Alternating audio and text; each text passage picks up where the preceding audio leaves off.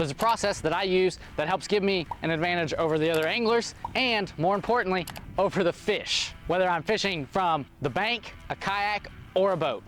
Most anglers head straight for the water and start fishing, failing to realize that success begins way before you ever get to the water. My best days are when I've done my research on the area, I know what weather conditions to expect, and I understand how the fish will be behaving based on the time of year. You see, fish will be in different moods throughout the year. You've got pre-spawn, you've got spawning, you've got post-spawn, then you've got a summer mode, then you've got a fall feeding mode, and then you've got a winter mode, and then it starts all over with pre-spawn, spawn, and it just goes through emotions. And fish just go through this cycle every single year. And understanding what part of the cycle they're in will help you decide where to fish and what lures to use. It's also important to realize that every body of water fishes differently. Each lake fishes differently, each river fishes differently, and each pond fishes differently. And between those three, a river doesn't always fish like a lake, and a lake doesn't always fish like a pond. So you always have to be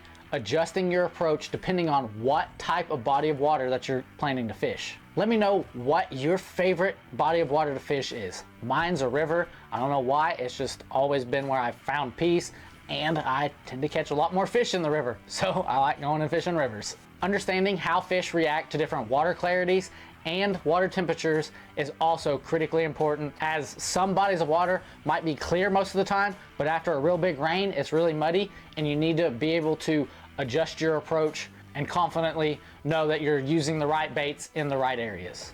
Being from Oklahoma means our weather changes about every 15 minutes. You know, the running joke is, you don't like the weather, wait 15 minutes and it'll be different. Maybe it's something that you like. But that also means that the fish's mood changes about every 15 minutes. You might be hammering using one lure, and then all of a sudden, weather changes and they're not biting anymore. To prove my point, one time I was fishing at a local strip pit with a buddy, and we were getting bites every now and then it just kind of died. And we looked up and we noticed that these big thunderstorm clouds were rolling in, and it made us kind of nervous. We didn't hear any thunder, we didn't see any lightning, so we decided to just wait it out. Well, here comes the rain, it starts pouring down rain, and then the fish start biting. And it was in this change of weather that the fish decided that it was time to feed. And the only drawback to that was we were soaked from head to toe for the rest of the trip.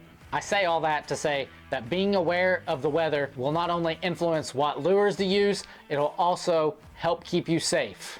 Had we been paying attention to the weather, we might have been like, it's time to head back to the truck and wait out this storm, but we weren't paying attention and it caught us. Thankfully, there was no lightning, nothing dangerous, and we had a good time.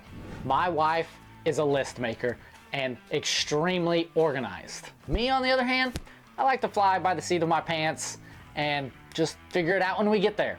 However, this has bit me in the butt more times than I can count, because if I don't get organized before my trip, I'm spending too much time searching for pliers, I'm spending too much time looking for that perfect lure that I know I put here, but I actually put in some other tackle box. So getting organized ahead of time is the way to go, unless you enjoy wasting your time while you're on the water not catching anything. Have you ever gotten to the water's edge, tossed the lure in the perfect spot, got the bite, set the hook, and then snap, your line breaks and you don't get to reel in that monster?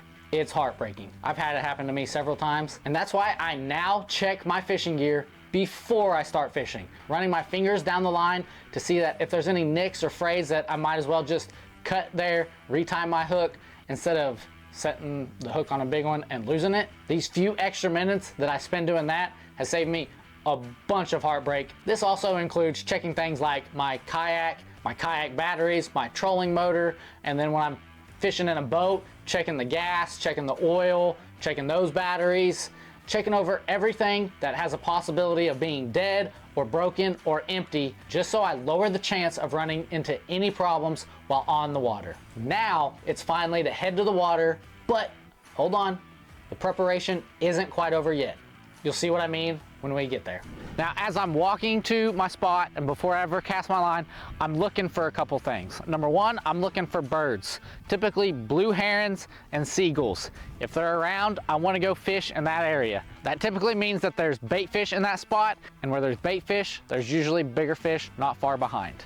The other thing I'm looking for is fishy activity. If I see splashing going on, bigger fish, once again chasing little bait fish, I'm gonna go fish that area. Another good spot that a lot of people don't like to fish because it makes it a little more difficult to fish, and that's the wind-blown bank. Now, you don't want it to be crazy windy with just huge wave splashes. That's when an area gets blown out and actually pushes the fish out of that area. But on a day like today, when there's a nice steady wind, this wind-blown bank will have all the little fish up against this bank, and hopefully the big fish will follow them. Now that you understand how to prepare for the upcoming bass fishing season, it's time to learn how to find the best fishing spots. And I've actually written an ebook that I'll leave down in the description below. If you want to get a discount on that ebook and learn a ton of fishing tips every Monday and Friday, you can sign up for our newsletter, which I'll also leave in the description below. I'll catch you in the next video.